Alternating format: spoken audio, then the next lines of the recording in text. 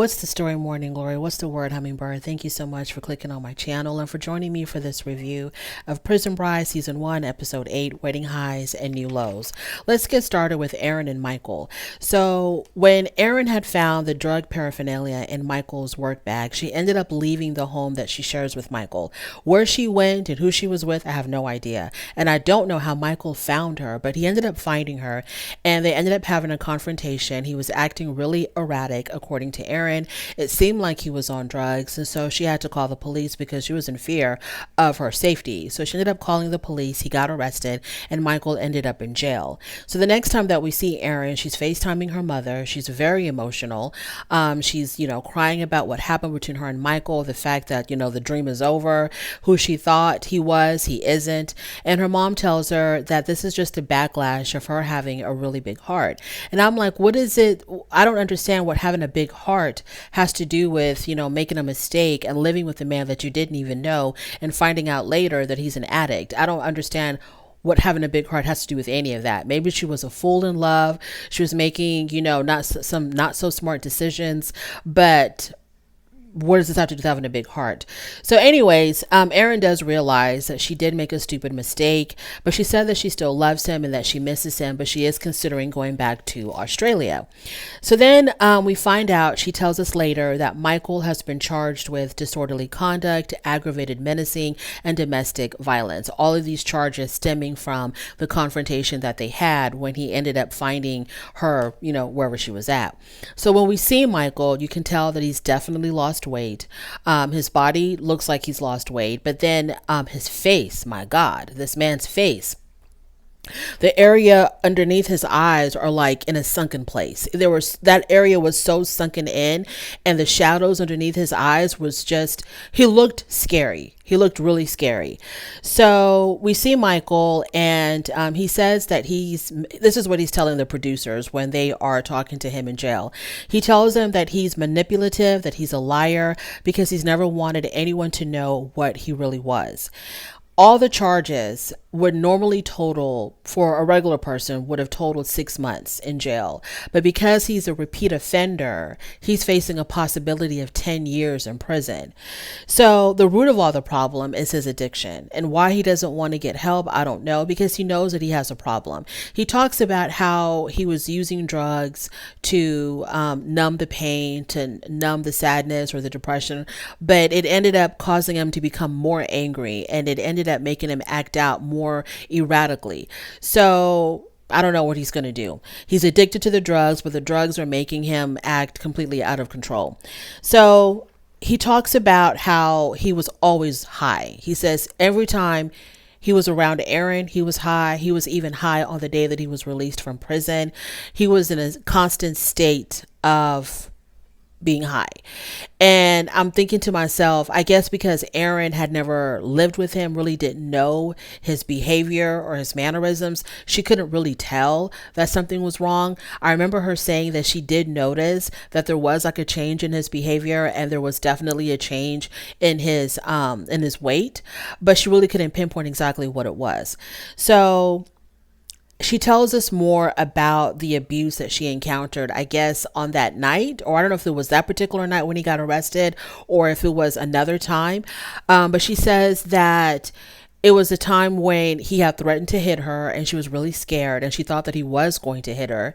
He actually swung at her. Luckily, she ducked. Her reflexes are on point, and he laughed in her face. So that's when she realized that she couldn't stay with this man anymore. So she tells us that the relationship is definitely over and that she is going back to Australia. Now, the situation between Aaron and Michael, I don't think that she would have been able to get the answers that she needed if she was having a long distance relationship with him from Australia. So if he would have been released from prison and started living his life, and they were still in a relationship but long distance, I don't think that she would have known a tenth of what was going on with Michael. I think she had to be in close proximity with him to figure out exactly what was wrong. Now, the only thing that I am grateful for is that her son was not a witness to any of this stuff. Her son was not around for any of this stuff. And luckily, he didn't hurt her worse than he worse than he did, or, because he's a big guy. He's a big guy. So luckily she wasn't like, physically hurt by this person. I don't know what's going to happen with his criminal charges, what's going to happen with that. I wonder if she's going to stay around long enough to be able to, be a witness to unless he's just going to plead guilty just to get it over with. They're probably going to end up, offering him a deal, and he's probably going to end up pleading guilty and having the charges reduced and going about his drug-induced life. Moving on from there, let's talk about Savea and Joseph. So Joseph and Savea, they're FaceTiming each other. He's at a bagel shop and he's FaceTiming her. And she tells him, well, shouldn't you be at work right now? And he drops the bomb on her. He tells her that he quit his job, his warehouse job, his $31 an hour job. He quit. And he tells her that he had to quit his job to focus more on his art. And Savea tells him, but you could do both. You can work and still focus on your art. He's like, no, he has to give all of his focus and dedication to his art. He couldn't do both, which is, to me, it's just, no. Joseph, I don't know what's going on with you. I don't know if you're taking the same kind of drugs that Michael's taking, but this is a dumb idea. This is a really dumb idea.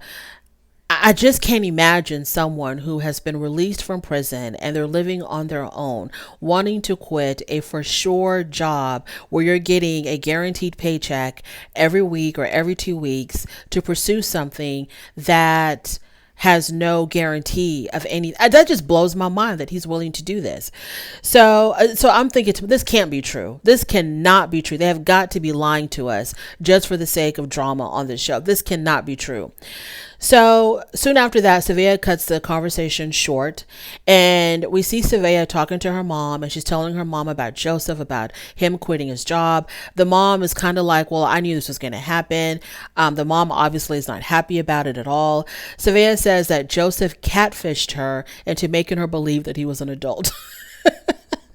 Joseph talks about pursuing his dreams as an artist.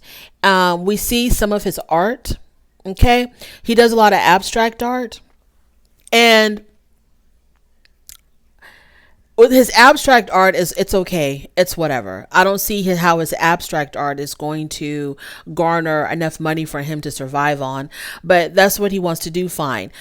Now, some of the abstract art I did not understand. It looked like chicken scratch. It looked like scribble scrabble, like what a child would do with a crayon, like what a 2-year-old would do with a crayon. I did not get it. I did not understand that. I need him to explain to me how he's going to earn a living by selling this stuff. That's what I need to know. Now, he may be lucky enough to sell some pieces, but can you do it consistently enough to maintain a living? Like, how much do you think these little cardboard pieces are going to sell for? Because first I thought his art was like big enough to put on a wall, but then they showed us the actual size, and it's basically the size of a postcard. Like, who is going to spend money on this enough for you to live on? I don't get it. I don't understand. What am I missing here with Joseph and his art? Like, I totally don't understand. But his decision was dumb to give up a paying job to do his art. What he should have done, he should have done both. Keep your 9 to 5 and do your art on the side. That's what you should have done. And if the art ends up taking off more than the job, maybe then you can consider quitting. But right now, it was just stupid. Absolutely stupid for him to do that. Moving on to Gabriella and Jamal. So it's the day of Gabriella's wedding. Emma is supposed to be there with her to help her get ready. Unfortunately, because the night before at the bachelorette party, they drank way too much. They both wake up with a hangover. Emma is late getting to Gabriella's hotel, so she's not even there to help her get ready. Gabriella is getting ready by herself. She is freaking out because they're running late. She's extremely frantic, but they end up getting to the damn prison on time. And 30 minutes later, after arriving at the prison, Gabriella is a married woman. Good for her. Congratulations. Now, remember, Jamal is serving 22 to 40 years in prison for the murder of his best friend. Gabriella can't even seem to wake up on time and get to the prison when she needs to get there. But she's going to be the one that's going to help him appeal this murder conviction and have him released. Good luck on all of that. Moving on to Olivia and KJ. So, oh, excuse me, y'all. So, moving on to Olivia and KJ. So, it's the day of their wedding. Olivia, poor thing, she has to get ready by herself because Emma had gotten her dates all mixed up. Emma was supposed to attend both Olivia's wedding and Gabriella's wedding, but she got confused with the dates and she couldn't make it for Olivia's wedding. And she was also supposed to officiate Olivia's wedding, but luckily Olivia found another officiant. The officiant meets her in the parking lot of the prison. So she gets there on time. She goes into the facility and they get married. They're married now. So Olivia is still feeling very bitter towards Emma because Emma wasn't there, on her most important day. On her way to the prison, Olivia wonders if anyone in KJ, so when she was going to the prison, she was wondering if anybody in KJ's family was going to be at the wedding. And she talks about how she has flown, these 9-hour flights to see KJ, but his family can't even drive 1 hour to visit him in prison. So she talks a lot of crap about his family because she talked a lot of crap about his parents because they wouldn't help her get the damn birth certificate. She has nothing but negativity to say about his family. And I'm like, girl, don't you know that his family might watch this and see how you're talking about them and they're not going to want to support either one of you? Like, girl, what are you doing? If you feel negative about his family, that's fine. You can feel how you feel and think what you want, but don't express this negativity out loud because they may see this. And you're so worried about your poor KJ, how nobody wants to come visit him. How are they going to want to visit him now, knowing what kind of a wife, what kind of a woman he married, who is always hating on his family? So, like I said, they finally got married. Good for them. Congratulations. After that, she meets up with Emma at a bar. Olivia tells her that the night before the wedding, she was, chilling, spending time with herself, trying to get herself together for the next day. But she really didn't like it when Emma ended up FaceTiming her from Gabby's bachelorette party. So she tells Emma exactly how she felt about that. And Emma was very apologetic. She felt really bad about it. They hugged it out. They talked about it. But Olivia said, at the end of the day, I still have the right to feel how I feel. But I got to marry my man. That's the most important thing. So let me just concentrate on the positive and forget about all the negative BS that Emma was bringing to her. And that's basically it. Moving on from there, we're going to talk about Jessica and Craig. Not much going on with Jessica and Craig. This was mostly about Craig and his sister. The sister came over and she had her head shaved, and she was basically just telling her brother that she always felt responsible for him going to prison. When he went to prison the last time, this most recent time, she was 10 years old. And now she's 20. And so she said as a child, she felt like it was somehow her fault that her brother kept on going to prison. Like she said that she felt like he didn't want to be around her and that's why he went to prison. It's her own, child's mind trying to rationalize what was going on around her. So of course he reassures that it had nothing to do with her. It was his own doing that he ended up in prison, etc., etc. So they talk about it, they hug it out, and that was basically that. Not much else going on there.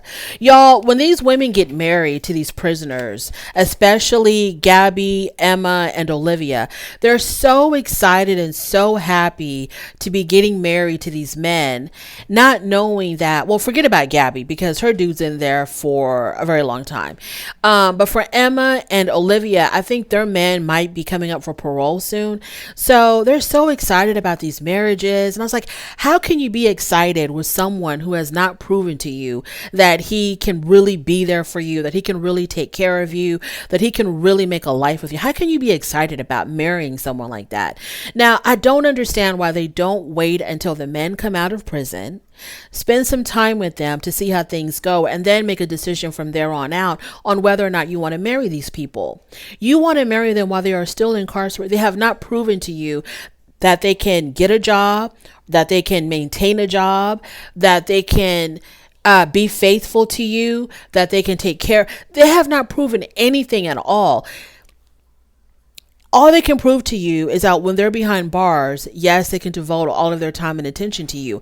But once they're out in the free world, you don't know what you're going to be getting. I just boggles my mind how they're getting married. They're so excited. They're showing off their rings and, they're acting like they're just on cloud nine. All they ever wanted was to be Mrs. So-and-so. And they feel like they've accomplished something really big because they've married these inmates who have proven not a damn thing to them. It just blows my mind. I wish they would have a conversation with your girl Erin and see how she was bamboozled. Thank you so much for joining me. I really do appreciate it. On your way out, please don't forget to rate the video. If you like this content, subscribe to my channel, and I'll definitely talk to you later. Bye.